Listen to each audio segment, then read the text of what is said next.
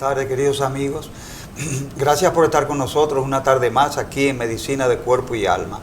Y hoy tenemos un programa muy interesante, porque tenemos, además de la cápsula de la doctora Ebraluz Rodríguez, de médico dermatólogo, acerca de manos, pies y boca, un síndrome causado por virus Coxsackie. Bueno, ya la doctora les explicará.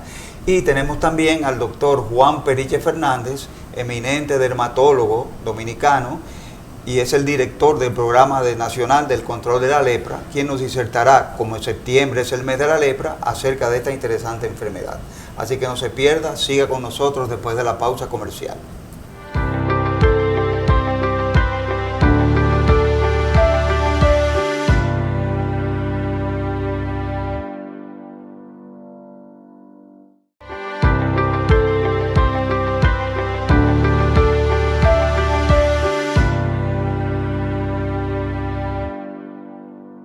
Estamos en Medicina de Cuerpo y Alma en el segmento dermatológico de la tarde de hoy. Bueno, queremos educar, como siempre, que este programa tiene una misión de informarles y educarles a todos sobre las principales enfermedades con las que estamos luchando aquí en nuestro país.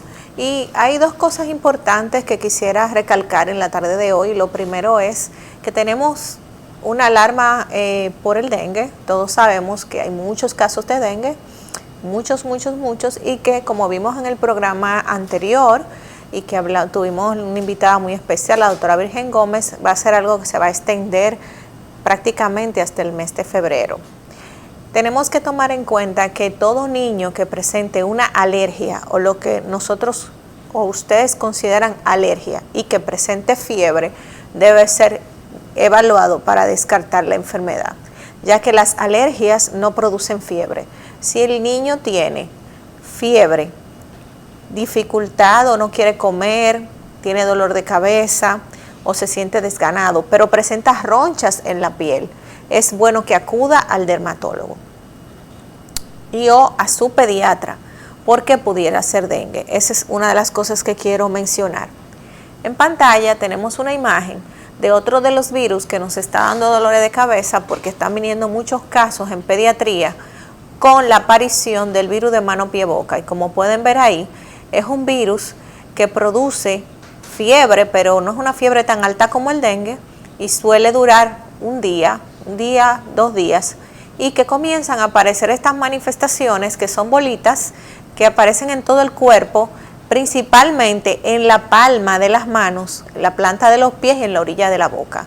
Se ve en los niños y es un virus de Coxsackie. Si su niño presenta fiebre y estas manifestaciones, no lo mande al colegio, llévelo a una consulta de pediatría o al dermatólogo, porque este virus de mano, pie, boca, que suele tener una duración de 10 a 15 días, es un virus altamente contagioso que no pasa de ahí, o sea, no produce en los niños mayores complicaciones más que las lesiones de piel, y se confunde con la varicela. Entonces, todo niño que presente manifestaciones de piel y fiebre debe realmente de acudir a pediatría o al dermatólogo, porque tenemos estos virus y están llegando muy frecuente a la consulta de piel. Y realmente el dengue está en la palestra, recordando ustedes que las alergias, y a todo personal médico, las alergias no dan fiebre. Donde vemos fiebre tenemos que pensar en un exantema viral hasta que se demuestre lo contrario, a ver cuál de todos los virus es que está presentando el niño. Y lo ideal es no enviarlo ni a la escuela ni a centros de cuidado mientras presenten síntomas febriles. Se debe quedar el niño recluido en el hogar con las atenciones debidas, ya que el dengue sí está cobrando vidas, lamentablemente vidas de niños pequeños y de niños adolescentes.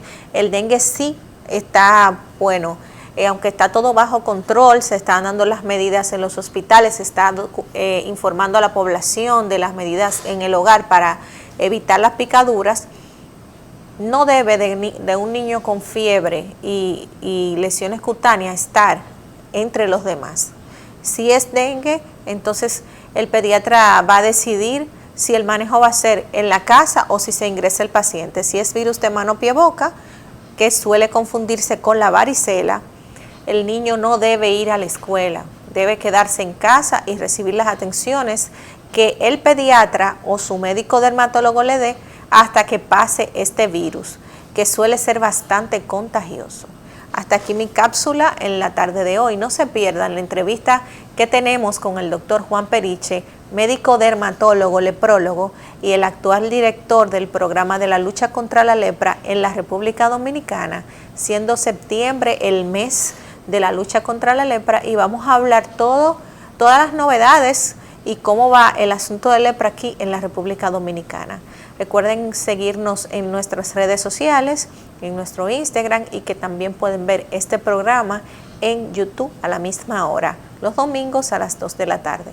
Vamos a una pausa comercial y entraremos en nuestro tercer segmento.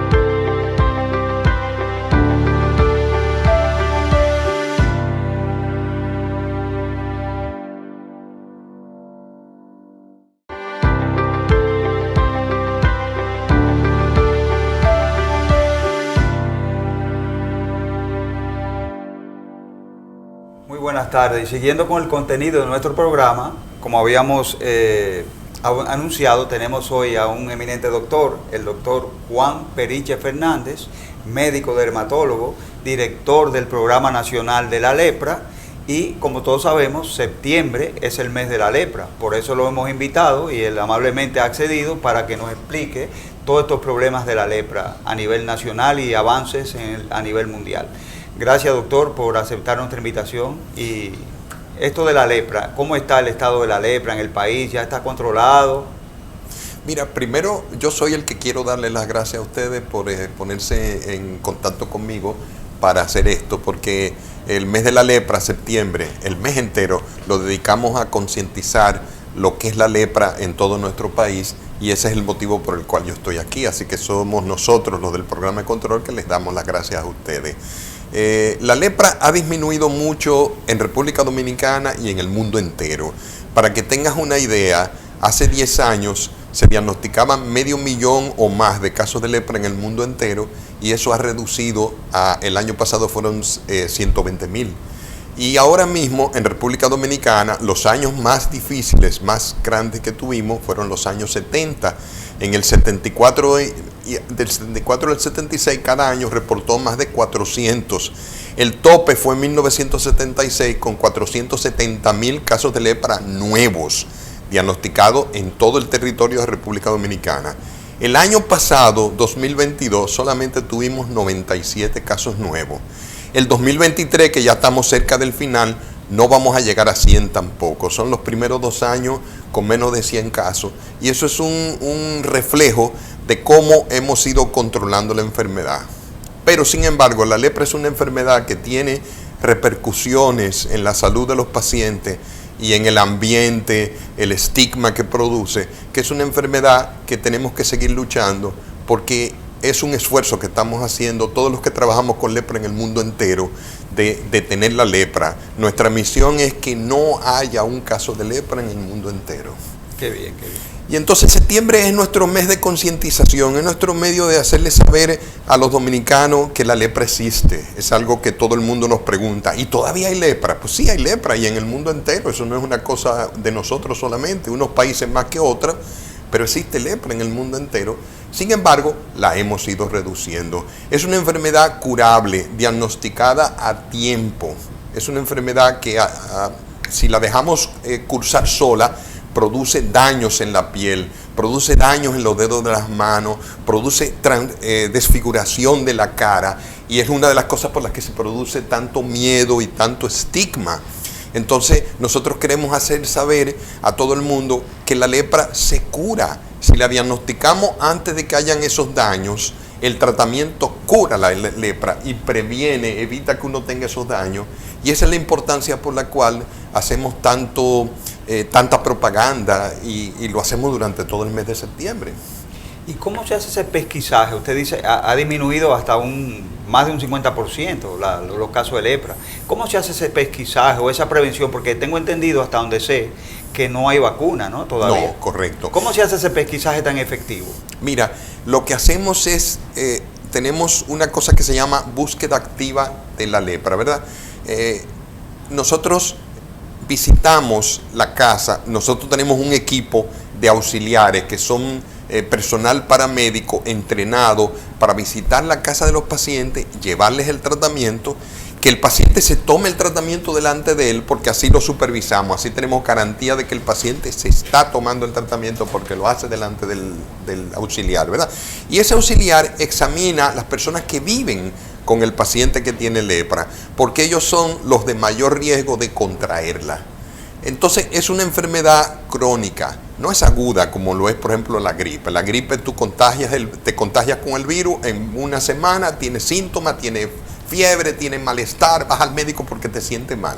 No, la lepra, el microbio entra en tu cuerpo y lentamente se va reproduciendo y no hay síntomas. Después de varios años empieza entonces a aparecer manchas, puede entonces aparecer dolor en las articulaciones. Ha pasado tanto tiempo y los síntomas aparecen tan despacio que el paciente no se da cuenta y no va al médico. Por eso nosotros vamos a donde él, vamos a donde el paciente que tiene lepra y examinamos sus contactos, los que conviven con él. Ok, búsqueda activa también nosotros hacemos lo siguiente, en vecindarios, en pueblos, en zonas de nuestro país donde hay más casos de lepra, entonces buscamos no solo entre los familiares, sino hacemos esos operativos médicos en que se le examina la piel a 500, 600, 700 personas en un barrio, y si tienen paño le damos tratamiento para los paños, que si tienen tiña, pero nosotros lo que andamos buscando es casos nuevos de lepra en esa zona. Esos pacientes que son sospechosos de tener lepra son llevados al instituto, son llevados a donde un médico de los nuestros, quien confirma si tiene o no lepra y le inicia el tratamiento a los pacientes, ¿verdad? Esa es la búsqueda activa. Y la búsqueda pasiva de la enfermedad es nosotros entrenamos médicos, dermatólogos, estudiantes de medicina, estamos dando talleres a los médicos de atención primaria por todo el país y le estamos enseñando a que sospechen un caso de lepra, a que cuando les llegue un paciente y vean una mancha, el paciente viene por cualquier cosa. Estamos enseñando a enfermeras incluso, porque la enfermera desnuda a un paciente para una cirugía, para un parto, y ve una mancha, y entonces que sospeche si esa mancha puede ser lepra, y entonces se la refiera a una persona que tenga la habilidad de diagnosticar o descartar la enfermedad. Entonces fíjate, y tiene de bueno que estaríamos diagnosticando los casos de lepra antes de que tengan complicaciones, porque un paciente que ya tiene destruido los dedos de las manos y desfigurada la nariz y va al dermatólogo que se le diagnostica lepra, ya lo estamos diagnosticando tarde. Sí. Entonces nosotros estamos yendo a la casa del paciente, estamos buscando el paciente en la calle. Y eso es lo que está reduciendo el número de casos de lepra, porque cuando yo diagnostico un paciente hoy, y no el año que viene, ese paciente diagnosticado hoy se cura y entonces si no, durante el resto del año contagia a alguien. Pero yo lo diagnostico y lo curo hoy y ya no me contagia más nadie. Doctor, sí. Usted menciona el caso de los contagios, pero ¿la lepra se pega fácil? No, la lepra es de muy poco contagio. Las estadísticas en el mundo entero son las mismas. De cada 100 personas que conviven con alguien que tiene lepra, solamente 5 se infectan. Entonces eso quiere decir, y el contacto tiene que ser íntimo, o sea, la enfermedad se contagia a alguien que está cerca de ti porque trabaja contigo o vive contigo o es tu vecino. No se contagia en un carro público que tú te montes y vaya un enfermo al lado tuyo, así no se contagia. Mira, qué tan poco contagiosa es la enfermedad, que el Instituto Dermatológico tiene ahora mismo 650 empleados, pero nosotros tenemos 57 años, o sea que esos 650 empleados que tenemos a lo largo de 57 años ha ido cambiando. Nunca un empleado del instituto se ha contagiado de lepra, a pesar de que los pacientes llegan al instituto, o sea que pudieran haber contagiado. ¿Por qué? No es así, porque el contacto entre tú y un paciente en el instituto es muy pobre. Tiene que ser alguien que vive contigo, trabaja contigo, pasa mucho tiempo contigo. Y además de eso, hay un factor genético. O sea, definitivamente hay personas que no se contagian nunca, y es la mayoría de nosotros. Yo tengo 25 años trabajando con pacientes con lepra en mi consultorio, se sientan enfrente mío, y a mí nunca me ha dado lepra. O sea, y ya yo después de 25 años estoy seguro de que yo tengo ese factor genético que lo protege a uno. Y ese factor, hay algo en el cuerpo, en el sistema de defensa de pocas personas que los hace sensibles de la enfermedad. Y esos son los que si conviven con alguien que tiene lepra, les da la enfermedad. Es la enfermedad menos contagiosa de todas las enfermedades contagiosas que existen. Y es uno de los motivos por los cuales el estigma no tiene ningún sentido, porque salirle corriendo a un paciente, tú vas al leprocomio de Nigua y vas a encontrar pacientes de la época en que la lepra no tenía tratamiento y por tanto se desfiguraron y no se podía hacer nada. No había tratamiento en esa época. El tratamiento efectivo empezó en 1984. Y esos pacientes que son ancianos que tuvieron lepra antes de eso están desfigurados y dan miedo y crean estigma. Sin embargo, ninguno de ellos tiene microbios vivos en su cuerpo. Ellos no son contagiosos. Tienen el daño que deja la lepra, pero no tienen un microbio que contagiar a nadie. Sí. Doctor, el microbio que causa la lepra se llama el Mycobacterium leprae, ¿no? Correcto. Y es familia, primo hermano del de la tuberculosis, del Mycobacterium tuberculosis. Es cierto que la vacuna, la BCG, el bacilo de Calmette-Guerin, protege contra la lepra. ¿Hay como una inmunidad cruzada? ¿O eso es un mito? Es difícil a veces separar todos los factores que te protegen, pero definitivamente aquella persona que recibió BCG en su niñez para protegerse de la tuberculosis tienen mucho menos riesgo de tener lepra en algún momento de su vida. Y hay un lugar en la India donde se está haciendo un experimento. A todos los menores de edad que están en contacto con alguien que tiene lepra y que nunca recibieron el BCG, se le está poniendo el BCG y se le está dando seguimiento a esas personas a ver si desarrollan lepra en algún momento. Y no es un factor de protección garantizado. Pero esos niños que recibieron el BCG cuando convivían con alguien que tiene lepra, sufren menos de lepra el resto de su vida. O sea que hay un factor de protección. Ahora, a veces es muy difícil separar todos los factores que te protegen, porque obviamente en lepra uno de los factores más importantes, aparte de la genética, es tu educación, tu alimentación. Si tú fuiste educado, si te pusieron el BCG cuando tú eras niño para protegerte de la tuberculosis y te pusieron las vacunas del polio, del sarampión y tus padres te mandaron, te educaron y te alimentaron y tú nunca fuiste desnutrido, es más raro que te dé lepra. Ahora, si tú fuiste desnutrido, tus padres nunca te vacunaron contra nada. Fíjate que yo estoy diciendo vacunando contra nada porque es que tu sistema inmune desde el día que tú naces se va mejora, ¿verdad? Sí. Se expone a microbios del medio ambiente y se hace más fuerte. Y si te ponen una vacuna contra el polio, más fuerte todavía. Y aunque esa vacuna contra el polio no proteja directamente con la de la lepra, el hecho de que tú hayas sido vacunado y tengas un sistema inmune bueno, te protege de la lepra. Y te protege de la tuberculosis también. O sea, las enfermedades más feas que han afectado a la humanidad, la peste bubónica, la tuberculosis, la lepra, son mucho más frecuentes en las personas de recursos económicos muy bajos, de nivel socioeconómico. El cólera, donde no hay disposición de agua sanitaria y eso. Correcto, falta de higiene, está ligado a todas las enfermedades infecciosas. Hacinamiento. Obviamente, si yo tengo lepra y vivo con mi mujer y un hijo, yo puedo contagiarlo a ellos dos. Si yo tengo lepra y soy de un nivel socioeconómico muy bajito y en mi casa viven 20 familiares, la posibilidad de que yo contagie uno de ellos es más grande. Entonces el hacinamiento, como dice la doctora, es un factor muy importante. Doctor, usted menciona mucho la mancha, pero ¿qué síntoma o qué signo debe tener la gente pendiente para pensar o para acudir a un dermatólogo si presentara eso que pudiera ser lepra? Tú sabes que por años uno de los logos, de las frases repetidas del Instituto Dermatológico ha sido la de una mancha en tu piel puede ser, sobre la que no sientes, puede ser lepra. Es algo que creó el doctor Bogar. Yo todavía no estudiaba dermatología cuando esa frase estaba hecha en los años 70, él la puso de moda en los medios de comunicación. Una mancha en tu piel sobre la que tú no sientes ni frío, ni calor, ni cuando te tocas, podría ser lepra. Y es la forma inicial de la enfermedad. Obviamente un paciente puede quedarse con esa sola mancha, esa mancha puede volverse luego roja, pueden salir muchas en el resto del cuerpo, puede tener pelotas. Lo malo de la lepra es que como no pica y no duele, el paciente no va al médico a tiempo.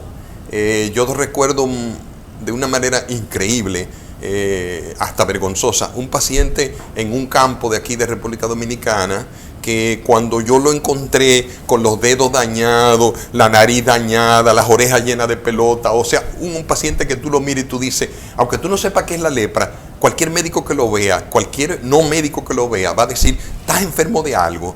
Y ese paciente tenía años con eso. Yo le pregunté, ¿por qué no fuiste al médico? Y él me dijo, porque yo creía que yo era un feo que cada día me estaba poniendo más feo.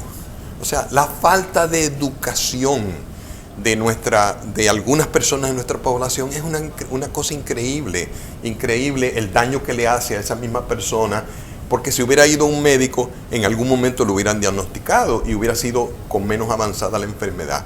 Entonces, ahora nosotros estamos reforzando esa frase. Una mancha en tu piel sobre la que tú no sientes podría ser lepra. Pero algo en tu piel, ¿verdad? Que no, aunque no te duela, no desaparece, persiste en el tiempo, podría ser lepra, podría ser cáncer. Porque también nos llama mucho la atención pacientes que tienen una lesión en la cara o en algún lugar del cuerpo que cuando un dermatólogo como tú la mira dice, eso es cáncer. Pero el paciente, como no le dolió ni no le picó, no fue al médico. Los lunares están muy de moda ahora que hablamos de un lunar feo que cambia de forma, podría ser cáncer. Entonces, nosotros estamos ahora reforzando la idea de que una mancha, una pelotita, algo en tu cuerpo, que aunque no pique y no duela, no desaparece. Vaya al médico, vaya al dermatólogo, porque algo tienes y podría ser algo grave. Y mientras más temprano se diagnostique, mejor. Claro que sí. También mucha gente subestima la piel, subestima las cosas que salen en la piel, como que asisten a otras cosas, pero el dermatólogo como que no. Por eso es bueno también que el programa le llegue al personal de salud, porque muchas veces el paciente va por una cosa y tal vez el médico es que se da cuenta, cuando lo chequea, que hay una lesión extraña. Porque si usted no nació con una mancha, y eso de aparición nueva, reciente, o que tiene mucho tiempo, pero usted no nació con eso, lo ideal es que se chequee el paciente. Pero muchas veces la gente que recurre a la automedicación, a creer que son paños, a creerse que son otras cosas, se ponen muchas cosas y no acuden a tiempo, hasta que ya la lepra entonces tiene mucho tiempo de avanzada y el paciente comienza a tener molestias hasta en los dedos, inclusive no pueden cerrar las manos, entre muchos otros síntomas. Doctor, yo quería preguntarle a los niños, ¿le da lepra a los niños? La lepra es menos frecuente en los niños, pero el niño tiene el inconveniente que como convive cuando convive con una persona que tiene lepra, él es posible que se contagie. Y es uno de los medidores de la efectividad de un programa. O sea, como los niños no circulan tanto en la calle como los adultos, ¿verdad? Van a la escuela y vuelven, los niños son un buen parámetro para ver cómo anda el contagio. Mientras menos niños tú tengas, más control hay de ese contagio, ¿verdad? Entonces, para tener un ejemplo, en República Dominicana tenemos el otro problema de que la República Dominicana tiene una gran población de niños. O sea, nosotros aquí nuestra población de niños es mucho más grande que la de otros países, como por ejemplo Estados Unidos o los países de Europa. Entonces, una cosa que nos ha pasado es lo siguiente. Mira, en los años 70, cuando teníamos hasta 400 casos nuevos de lepra al año, 22% de ellos eran niños, o sea que teníamos hasta 100 niños cada año, ¿verdad? Nuevos. Ese porcentaje, que era el 22%, hoy en día es solamente un 7% de niños. Cosa buena con los niños es lo siguiente: la mayoría de los niños se diagnostican cuando el auxiliar o el médico hace el examen de los contactos de un paciente. La mayoría de los niños que nosotros diagnosticamos es porque uno de nosotros fue a la casa de un paciente conocido por tener lepra, examinó a los familiares y encontró el niño con una lesión que parece lepra y luego se confirma que sí es lepra. Y se inicia el tratamiento temprano.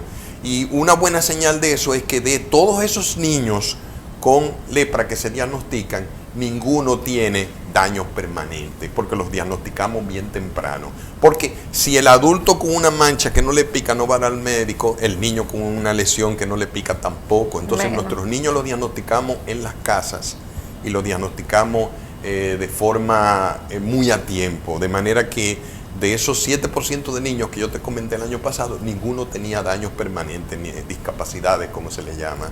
y eso es una buena señal Claro. de que vamos por buen camino. La otra señal importante es qué cantidad de nuestros pacientes tienen daño permanente al momento del diagnóstico. Nosotros tenemos al día de hoy, septiembre, aproximadamente unos 65 casos nuevos. Y digo aproximadamente porque el número cambia todos los días. El último informe que yo leí fue el de agosto. En agosto teníamos unos 60 y algo pacientes nuevos este año de lepra. Solamente 2 tenían daños importantes en sus manos y en sus pies. O sea que estamos hablando de que el resto, 60 y pico de casos, se están diagnosticando a tiempo y se van a curar sin tener complicaciones permanentes. Doctor, ¿son reversibles esos cambios neurológicos cuando se inicia el tratamiento? Nosotros tenemos una clasificación. Nosotros llamamos grado 0 al paciente que no tiene ningún síntoma en los dedos de las manos y en los pies y en los ojos. No sienten, o sea, sienten bien. Grado 1, el paciente que ya tiene anestesia o parestesia. Parestesia es calambre, ¿verdad? Eso es recuperable. Esos pacientes con tratamiento y con antiinflamatorio podemos recuperarlo, podemos volver a tener manos normales. Ahora, cuando ya el paciente tiene pérdida de la sensibilidad, los nervios se dañaron y eso no se recupera. Y los pacientes tienen úlceras, pérdida de dedos, ulceraciones, úlceras en las piernas. Podemos curar las úlceras, pero la pérdida de sensibilidad y la posibilidad de que vuelva a ser una úlcera de esa no la podemos evitar. Hay que educar al paciente para que no se dañen los pies. Y cuando pierden un dedo, eso ya no se recupera tampoco.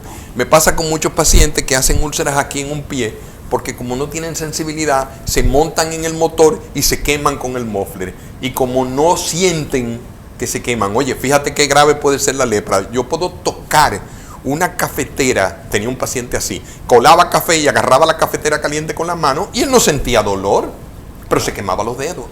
Y no había manera de que se le curaran los dedos. ¿Cómo le curamos los dedos? A la mujer yo le dije, levántate primero que él, cuélale el café y no deje que toque la cafetera. Y desaparecieron las lesiones.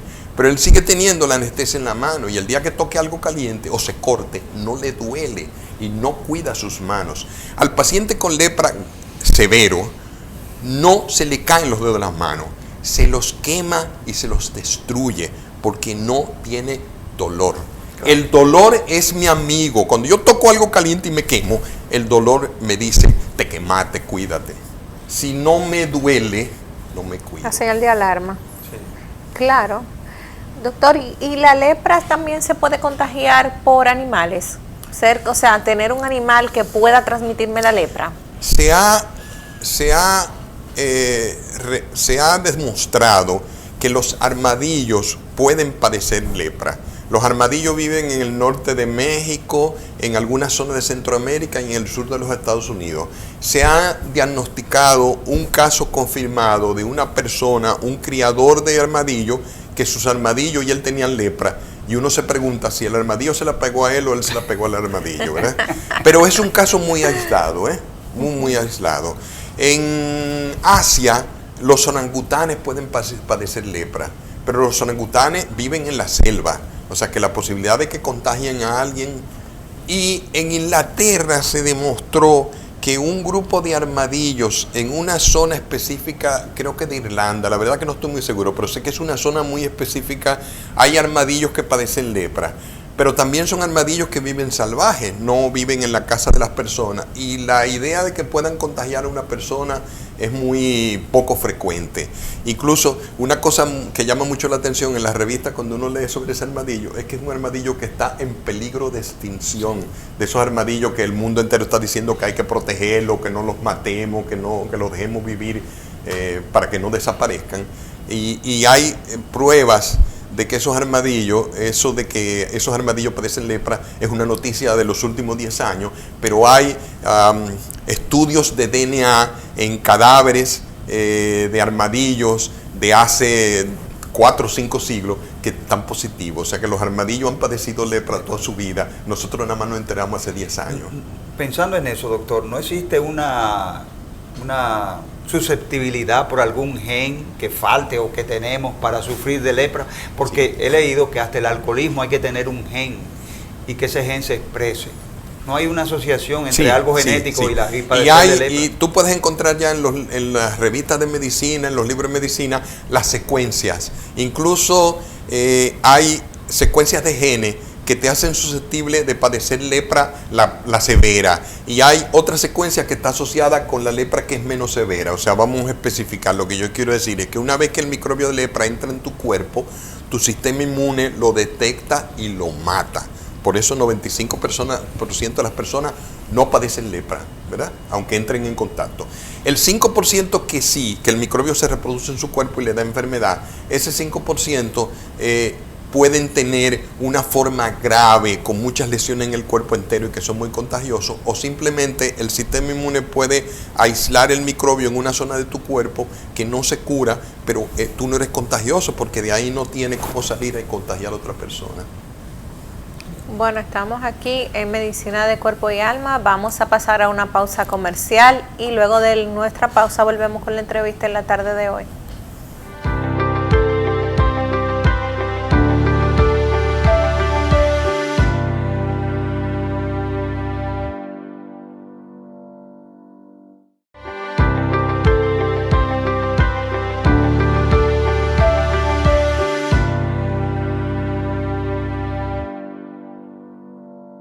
Retornamos en Medicina de Cuerpo y Alma y en la tarde de hoy tenemos el placer de compartir con el doctor Juan Periche, médico dermatólogo y leprólogo, actualmente el director nacional del programa de lepra en la República Dominicana. Siendo el mes de septiembre, el mes de la lucha contra la lepra, estamos conversando con el doctor todas las novedades y todo lo que tiene que ver con esta enfermedad en nuestro país. Doctor, con respecto al tratamiento, si una persona ya decide acudir y se diagnostica de lepra, ¿el tratamiento es muy costoso? ¿Se lo da el Estado Dominicano? ¿Cómo se realiza el tratamiento en estos casos? Ok, como la lepra es causada por un microbio alargado, que es lo que llamamos un bacilo, son antibióticos los que usan. Pero este microbio, igual que el de la tuberculosis, tiene una facilidad para hacerse resistente a los antibióticos. Entonces el truco, igual que con la tuberculosis, es dar 3 antibióticos. Con la lepra hemos identificado que los 3 más usados, la dapsona, la clofazimina, nada más se usa en lepra, no existe para ninguna otra enfermedad, y la rifampicina, que se usa mucho también en tuberculosis. Y las dosis varían muchísimo, o sea, por ejemplo, la rifampicina nada más se da una vez al mes, la dapsona se da a diario. Con el paso de los años se han identificado otros antibióticos que podrían sustituir esos 3 cuando tú tienes un paciente que es alérgico a uno de ellos o que tiene una contraindicación. Por ejemplo, la hepatitis no se usa, la rifampicina no se usa en pacientes con problemas hepáticos, hepatitis. Entonces yo lo puedo sustituir. Claritromicina, clindamicina, ofloxacina, algunas tetraciclinas también pueden ser efectivas. El truco es no usar uno solo, porque cuando tú das uno solo, matas una gran cantidad de bacilos, pero los que sobreviven se reproducen y son resistentes a ese. Entonces damos 3 antibióticos y así estamos diciendo, bueno, el que no mata la rifampicina lo mata la clofazimina y el que no mata la clofazimina lo mata la dapsona. Entonces si yo tengo garantía de que los puedo matar a todos. Eso mismo se hace con la tuberculosis. No solo el tratamiento, sino que toda la atención que se le da al paciente con lepra es gratis. Nosotros recibimos una subvención del gobierno, recibimos ayuda de instituciones internacionales para la lucha contra la lepra y recibimos de la Organización Mundial de la Salud esos 3 medicamentos que yo mencioné gratis. O sea, yo una vez al año lleno un formulario de la cantidad de pacientes que tengo y cuánto yo pienso que voy a recibir el año que viene y ellos me mandan esa medicina gratis. Y esa medicina la OPS la envía gratis porque existe en Japón una institución que se llama Fundación Sasakawa, tiene el nombre de la persona que creó esa fundación, el señor Sasakawa, un japonés que su hijo se colgó del alma los leprocomios en Japón y es una fundación que le paga a Novartis esos 3 medicamentos. Y esos 3 medicamentos la OPS los reparte por el mundo entero. O sea, la OPS los recibe de gratis de la Fundación Sasakawa. Yo recibo esos medicamentos y los damos bajo receta a los pacientes con lepra. Pero el paciente no es solo un medicamento. El paciente necesita biopsia, analítica, consulta, descartar enfermedades, que si el medicamento le dio una alergia. evaluar que esté mejorando, consultar que el paciente esté mejorando, las visitas que yo dije y los exámenes, y además de eso, otros tratamientos que necesite. Los pacientes que me hacen inflamaciones, yo le doy prednisona, y todo eso, y luego evaluar que está curado y darlo de alta, todo eso es gratis. Tan pronto un paciente llega al instituto y se sospecha que tiene lepra, consultas y todo lo que se va a hacer en él es gratis. Eso es muy interesante. Es el esfuerzo en el mundo entero que estamos haciendo para erradicar la lepra. Erradicar quiere decir que no haya un solo caso de lepra nueva en el mundo. Esa es nuestra meta. Doctor, yo como urólogo, y usted que tiene expresó muy bien esa motivación para la erradicación y el pesquisaje temprano, la localización de los casos, ¿qué manifestaciones a nivel urogenital masculino pudiera tener la lepra? En la forma más severa de la enfermedad, la lepromatosa, que es como le llamamos en la clasificación, es el paciente que tiene miles de bacilos en cada centímetro cúbico de piel y tiene invasión a sus órganos internos.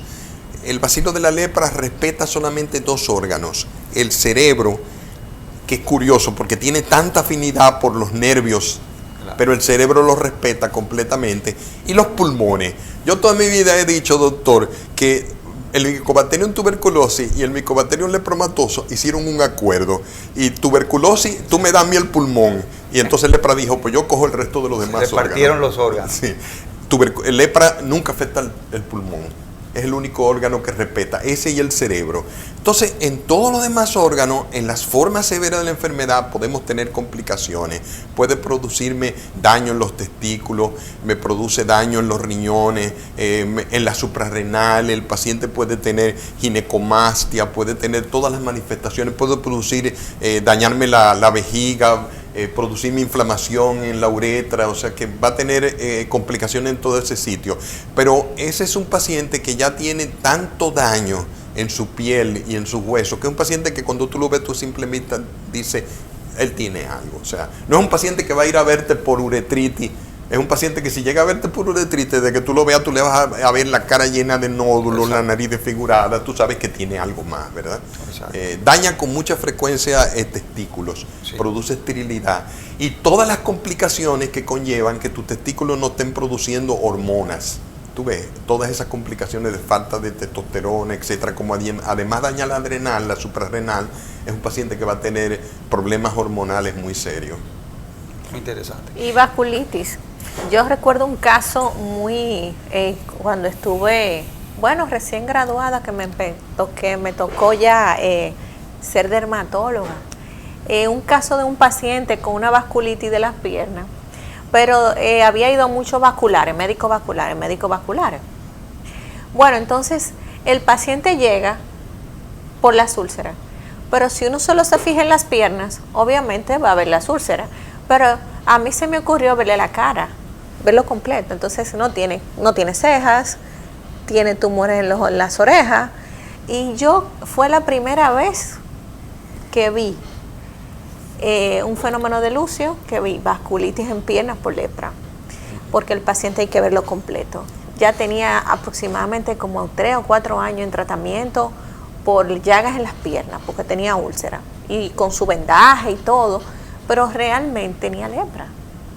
Entonces, el paciente, fue una anécdota que me marcó mucho, porque hay que verlo completo, porque la piel muchas veces es subestimada por muchísimos médicos, pero si uno ve el paciente completo, uno llega a tener por lo menos una idea de que pudiera estar pasando algo que no es necesariamente las úlceras. Eso es lo más emocionante de esta especialidad de dermatología, que lo es todo, implica todo. Y ese paciente lo vi yo, y recuerdo que estaba ya con mucho compromiso de miembros inferiores, mucho compromiso, pero se fue al programa y está mucho mejor, gracias a Dios, ya en el Instituto Dermatológico. Sí, la lepra hace las manifestaciones de la lepra, ver los síntomas y las lesiones que tiene el paciente en todas partes de su cuerpo, piel o en cualquier otro lugar, son producidas cuando nuestro sistema inmune descubre que hay un microbio ahí y lo ataca. Mismo, claro. Pero sí, el bacilo de la lepra, igual que de la tuberculosis, se resiste a ser destruido. Entonces, ese pleito, esa batalla entre nuestro sistema inmune y el microbio produce la inflamación. Y es lo que daña los nervios, daña los dedos, daña la uretra, daña, ¿verdad? Entonces, el bacilo se resiste. Estos bacilos, los micobacterias, se reproducen muy despacito. Entonces, su técnica de sobrevivir es resistirse a que se lo coman o resistirse a que lo maten. Y entonces, esa inflamación es la que produce tanto daño. Cuando los bacilos se esconden en los vasos, las arterias tienen unas capitas, ¿verdad?, de células, ellos se esconden ahí adentro, el sistema inmune va a ese lugar a matarlo y te inflama el vaso. Esa es la vasculitis que menciona la doctora. Cuando esa inflamación es tan severa que se obstruye las arterias pequeñas, se hacen hoyos, porque a ese lugar de la piel no le llega sangre. Ese es el fenómeno de Lucio que está mencionando la doctora. Lucio y Latapí, dos médicos mexicanos, hace más de 100 años, descubrieron y hablaron sobre ese fenómeno, y por eso ese fenómeno tiene el nombre de ellos dos. Es más frecuente en los pacientes con lepra mexicanos, se ha diagnosticado muchos casos en Asia, son raros en nosotros, descendientes de europeos y de africanos, y aquí en República Dominicana hay pocos casos descritos. Y ayer en la reunión de la sociedad que estábamos hablando en Santiago, se presentó un caso de fenómeno de Lucio, porque cuando lo vemos aquí llama mucho la atención, porque es muy raro entre nosotros los dominicanos. Y a veces la lepra para nosotros los mismos dermatólogos es un reto diagnóstico, porque como el espectro es tan amplio de manifestaciones, a veces es un reto para nosotros mismos descubrir qué es lepra. Sin embargo, gracias a Dios contamos con todas las herramientas para poder llegar al diagnóstico, porque en el país se dispone, claro, de biopsias, de tinciones y demás para poder realizar el diagnóstico de lepra. Cabe destacar que siguen siendo las manchas las manifestaciones más frecuentes de lepra. Las manchas que usted se vea nuevas, o manchas con las que usted no nació y que usted no siente. Que no siente significa es que si se pone la mano o si se pone algo caliente y no tiene ningún tipo de sensibilidad, es un dato de importancia para sospechar de esta enfermedad. Doctor, ¿qué zona de la República Dominicana y del territorio tiene más lepra? Es una pregunta controversial a la hora de responderla, porque obviamente donde más habitantes tenemos, más casos tenemos. Está muy relacionada a la pobreza. Entonces, una capital, Santo Domingo, con 2 millones de habitantes y con tantos barrios pobres, sería la zona de nuestro país con más casos. Luego nos iríamos hacia el sur y nos iríamos acercándonos a la frontera de Haití. Haití, existe mucho cruce de dominicanos hacia allá y haitianos hacia acá. Entonces esa zona, como por ejemplo Pedernales, Barahona, es una zona importante. Y cuando nos vamos hacia el este también tenemos... Entonces cuando tú te vas al Cibao, el problema del Cibao es que está muy poblado. Y yo siento que en el Cibao hay menos pobreza que aquí en el sur y en la ciudad de Santo Domingo. Entonces, tal vez el problema más grave no es que yo tenga en un pueblito 2 nada más y en Santiago 2 y aquí en Puerto Plata 2. El problema es que están regados por todo el Cibao y me hacen más difícil porque entonces mis recursos tengo que distribuirlos por una zona más amplia, ¿verdad? Entonces, yo te diría que ¿dónde tenemos más casos de lepra? Donde más pobreza hay, donde más problemas de hacinamiento, de pobreza, de falta de vacunas, de falta de educación de nuestro país, ahí tú vas a encontrar. Tú te vas a un ingenio, Boca Chica, por ejemplo, ahí hay mucha pobreza, ahí tú vas a encontrar casos. Luego, es interesante lo que tú decías sobre una lesión en tu piel, o sea, estábamos repitiendo de nuevo, y yo siempre recalco el hecho de que una cosa que sale en tu piel, yo quiero que si algo se va a quedar en la mente de los televidentes ahora mismo es eso, una lesión en tu piel, que tú no importa, siento o no siento, pero que persiste por mucho tiempo, puede ser cáncer, puede ser lepra, puede ser algo peligroso, una mancha de vitiligo, puede ser problemas en la tiroides, o sea, cualquier cosa que tú tengas en tu piel que persista, aunque no te duela, aunque no te pique, ve al dermatólogo. Y aunque no crezca, aunque esté ahí permanente y no crezca, se debe de ir, de verdad que sí.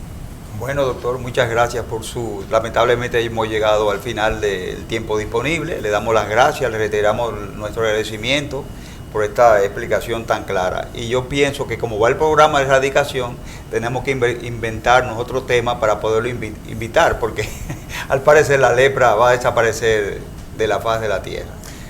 Soy yo quien tengo que agradecerles a ustedes por todo el tiempo que me han dejado hablar. Y nada, yo estoy siempre a sus órdenes, yo soy dermatólogo, cualquier tema lo podemos agotar. Y yo les digo a nuestro público que sigan al doctor en Instagram, que siempre tiene unas aportaciones muy, muy interesantes y muy de mucha enseñanza para la gente que no es doctor ni nada de eso. Muchas gracias. Principalmente los fines de semana, que nos educa con arte. Sí. Y a ustedes, queridos amigos televidentes, muchas gracias por habernos aceptado en sus hogares en otro programa más de Medicina de Cuerpo y Alma, los domingos de 2 a 3 en Cinevisión. También nos pueden ver en YouTube. Gracias.